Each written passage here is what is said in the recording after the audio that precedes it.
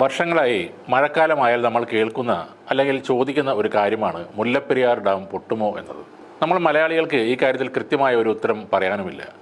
പൊട്ടിയാൽ എല്ലാം നശിക്കും എന്ന ഒരൊറ്റ ഉത്തരമാണ് എല്ലാവരും പറയുന്നത്. എന്നാൽ തമിഴ്നാട് ഉറപ്പിച്ചു തന്നെ പറയുകയാണ് 1000 വർഷങ്ങൾ കഴിഞ്ഞാലും മുല്ലപ്പെരിയാർ ഡാം പൊട്ടുകയില്ല എന്ന്.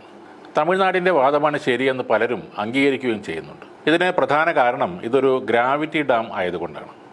അതായത് ഗ്രാവിറ്റേഷണൽ ഫോഴ്സ് അഥവാ ഗുരുത്വാകർഷണ ബലം എന്ന തത്വത്തെ അടിസ്ഥാനമാക്കി നിർമ്മിച്ച ഡാം. ഇവിടെ വെള്ളത്തേക്കാൾ ഗ്രാവിറ്റേഷണൽ ഫോഴ്സ് കൂടിയ വസ്തുവായ കരിങ്കല്ല് കൊണ്ടാണ് ഈ ഡാം നിർമ്മിച്ചിരിക്കുന്നത്. കരിങ്കല്ലിന് വേറൊരു പ്രത്യേകത കൂടിയുണ്ട്. എത്ര നാൾ വെള്ളത്തിൽ കിടന്നാലും അതിന് ഒരു മാറ്റവും സംഭവിക്കില്ല.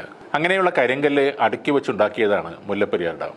ഈ അണക്കെട്ട് നിർമ്മിക്കുന്ന കാലത്ത് സിമന്റ് ഉണ്ടായിരുന്നില്ല. അതുകൊണ്ട് കരിങ്കല്ല് അടുക്കി വെച്ച് അണക്കെട്ട് നിർമ്മിക്കേണ്ടി വന്നു. ഈ അണക്കെട്ടിന്റെ ബലം എന്നത് ഇതിന്റെ മൊത്തത്തിലുള്ള ഭാരമാണ്. ഇത് നിറയുമ്പോൾ ഉള്ള മൊത്തം വെള്ളം അണക്കെട്ടിൽ